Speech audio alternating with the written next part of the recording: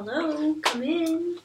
Hi. Hi. Good afternoon. Good afternoon. What's your name? Colin Wang. Colin. Yeah. I'm Lay. Nice to meet you. Nice to meet you as well. Please have a seat. Thank you. How are you today? I'm doing pretty good. Yeah? What about How's yourself? The weather outside? I'm great. The weather is amazing outside. It's just starting to kind of be fall, so.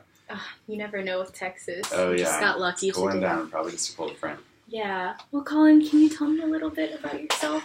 So, I'm a nursing student at the University of Texas at Austin. I'm currently looking for a position as a pediatric nurse. I'm really passionate about patient-centered care and really tending to the holistic approach to the whole person and the family as well. I know the family is a super important key to providing family and patient-centered care, especially for children. Mm-hmm.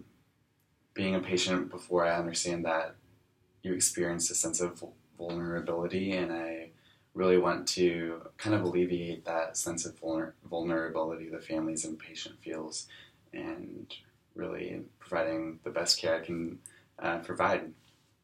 Awesome. So why specifically do you want to work for Memorial Hermann? So I love how your mission statement involves and states that you're a not-for-profit and you're a community-owned healthcare system. Definitely providing healthcare and optimal healthcare for the people in Southeast Texas. I'm part of Southeast Texas. I was born and raised in Houston, and so really giving back to my community and providing the best I can for the people in need. I also love how your mission statement says that and emphasizes spiritual values within your healthcare. That's part of the core of who I am, and then the reason I want to be a nurse and kind of to mitigate the feelings of suffering and pain that people feel. I also love your values, just to name a few: compassion, respect, accountability, and results-oriented, which are all things I hold for myself and strive to hold for others. Awesome. Which value of ours do you think you most align with? Probably compassion. I have a really big heart, and I kind of wear my heart on my sleeve. But just providing the compassion and love and empathy that I guess God shows me to give that to my patients and just be the best person and best nurse I can be for them and their time of need. That's really beautiful. Thank you. So I see, looking at your resume, that you're almost done with nursing school. Yeah, almost. Austin, Texas. I went there. I'm an alumni too. Oh, really? Yes, I am. Welcome. Yeah, welcome. But do you enjoy going to nursing school? Yeah, I do. Yeah, what do you like about it? So, not only the medical and health and pathology aspect of it in science, because I love science and I love learning about different pathophysiologies and just understanding the science behind everything and how the body works, but my part that I love most is just being able to communicate with patients. I just love being able to interact and kind of understanding where what got them to the point that they're at, and how they feel about it, what emotions come with their sickness and or disease or just state of mind, and kind of the goals that they want to attain and where they want to go and where they see themselves in their future, and just kind of being able to sit with the patient and understanding that they too are human and kind of understanding where they come from to better serve them and better communicate with them and help them attain their goals. Wow, it seems like you're going to give holistic care when you become a nurse, Colin. I'm going to try to, yeah. Definitely going to try to. Definitely, we look for that in our applicants. But let's see, what would you say your favorite clinical rotation was? So far, yeah. Probably maternity. So we go to labor and delivery, postpartum, newborn, and NICU. And during my time in newborn and NICU, just being able to care for the little tiniest babies in their most vulnerable state, and being able to kind of see the care that's being done for them. Mm-hmm. And because as a child and as a baby, you really can't advocate for yourself as, as an adult you should or Mm-hmm. how to. And so being able to advocate for them and just try your best to determine their needs and intervene appropriately and just be compassionate to them. Right. Yeah, that would be awesome. So I'm going to shift here a little bit. Mm-hmm. Tell me about a time that you received some negative feedback from a professor or a teacher or just anyone and how you responded to it. Okay. So this was at my first clinical rotation, which was adult health. We were actually at a retirement kind of senior citizen facility, Mm-hmm. and at this time we were feeding patients, and I was feeding this sweet old lady, and I perceived that she was nonverbal, just because every single time I would speak to her, she kind of would reply and she would acknowledge that I was speaking to her, Mm-hmm. but she really didn't reply verbally. So we kind of set up this system where I would ask something. So, for example, do you want to eat some eggs right now? And she would give me a thumbs up. And if she tried the eggs and didn't like it, she would spit them out.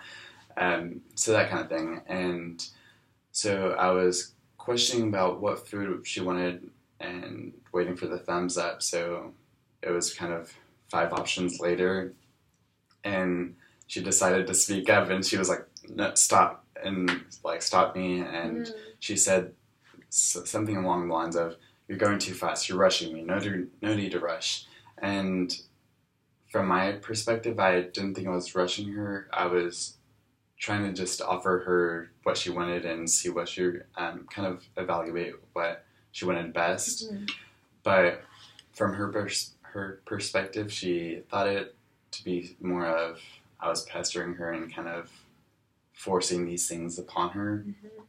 And that really surprised me, and kind of I'm glad I got that feedback, because it's helped me with my nursing education and my time as a nurse extern as well, just to be more patient with patients and kind of determine what they want and assess and evaluate and pick up on their verbal and nonverbal cues to individualize the care and provide the best care I can for them. Right, yeah. Patience is definitely something we look for on this floor. We're dealing with children and their families, and it's definitely a quality that we look for in our nurses. Yep. And then, as to be expected, I would assume so. Yeah. So, next question. Tell me about a time you did more than what was required for your job. I see on your resume it says that you participated in a nurse externship. Can you tell me more about that and how it pertains to this question? Yeah, so I'm a nurse extern at a hospital here in Austin, and but I'm trying to think. So far, I love the externship position. We are titled nurse extern, but we kind of do the job tasks of a patient care technician. And so, a time that... Sorry. Oh, no worries. So a time that I did more than I was expected to. I'm thinking of... There's plenty of them, but I'm trying to think of a really detailed and specific answer to your question. Definitely take your time.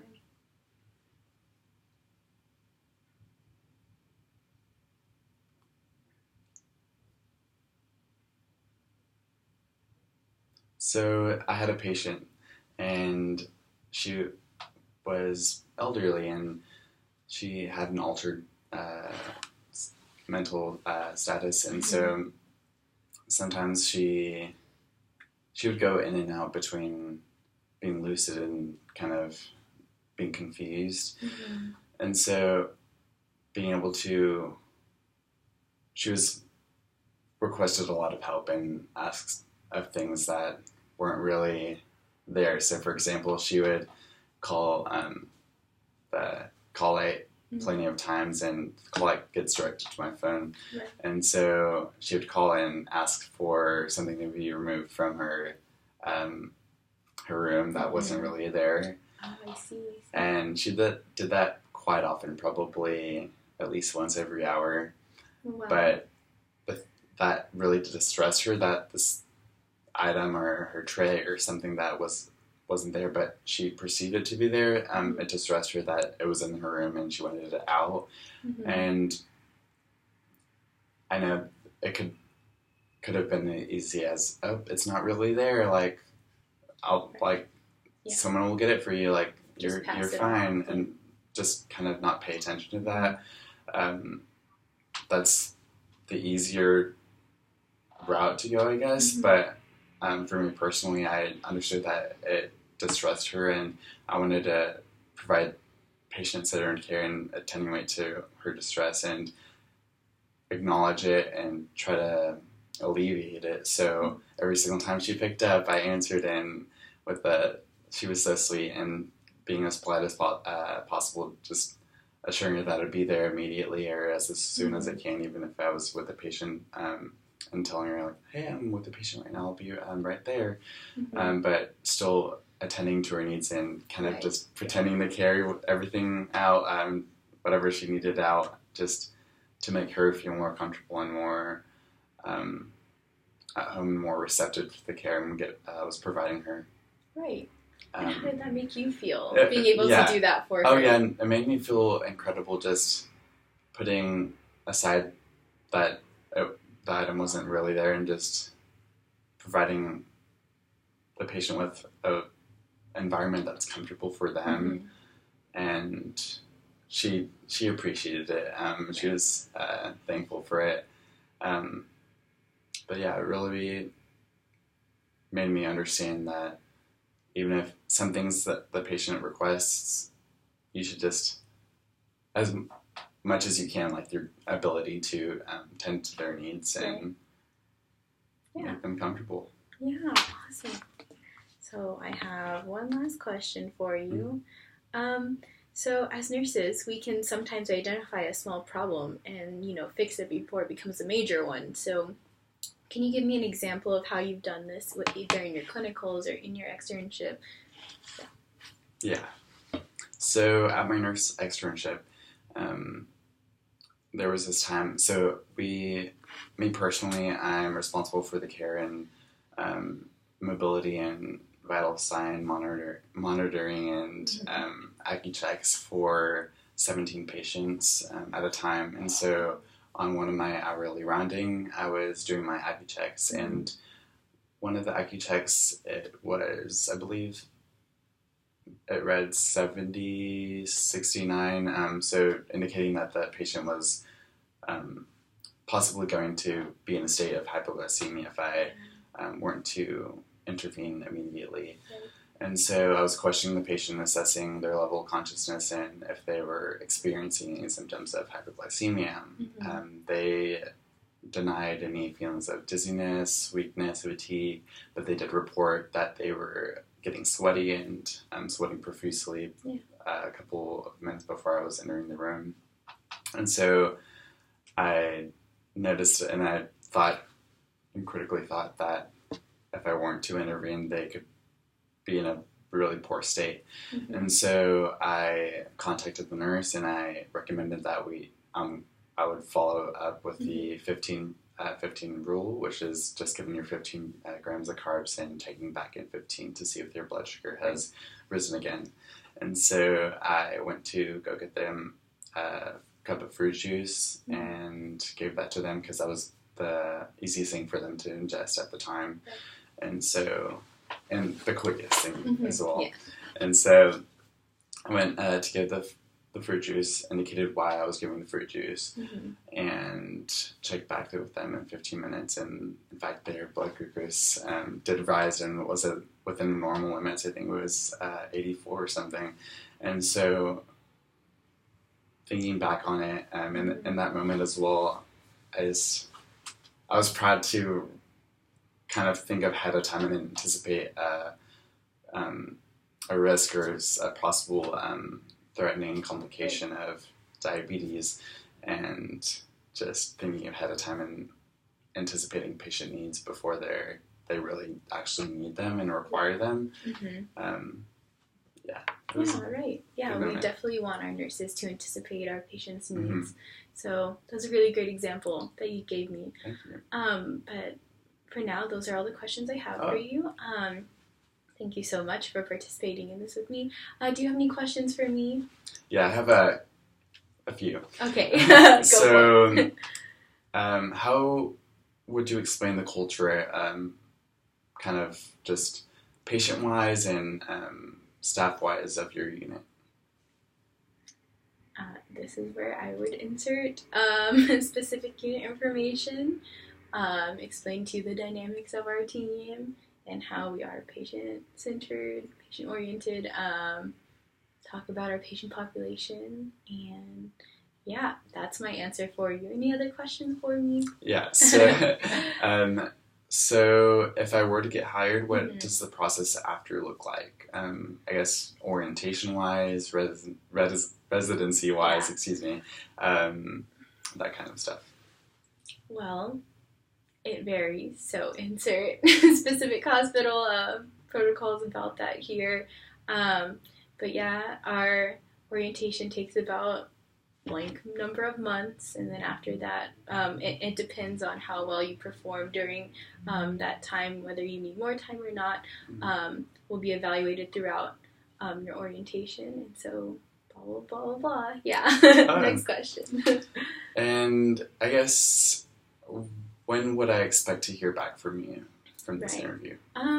It usually takes about 2 to 3 days. We are interviewing other applicants, but you are definitely a strong one. So if you do hear back from us, it'll be via phone call. And yeah, like I said, 2 to 3 days. Oh, yeah. Yeah. And my last question is, so what qualities and characteristics are you looking for a nurse on your unit? And from this interview, if you can say, do I meet some of those qualities that you're looking for? Right. Definitely the ones we talked about during your interview, you know, the patients, being patient-centered, especially, you know, with our clientele being pediatric patients. Yeah, I definitely think you fit the mold, you hit the marks on a lot of the skills and values that we prioritize in our care. So, yeah, I do think you're a great fit for this job, Colin. Yeah, perfect, thank Yeah. you. I'm glad to hear that. Yeah. So, excuse me. Oh, no. Any other questions? No more? None that I can think of, but if I do have some questions that pop up, is it okay if I email you? Oh, for sure, yeah. I'll just pass my business card to you. Alright, perfect. Yeah. Awesome. Thank you so much. Yeah, of course. Do you have any other questions for me? Not that I can think of for now. Yes, perfect. I'll definitely be contacting you soon. Alright. Yeah. Perfect. Thank Thank you for meeting with me. I appreciate Bye. it. Have a great day. You as well. Yes. Would you like me to close the door? Yes. Okay. Yeah. Thank you. Thank you.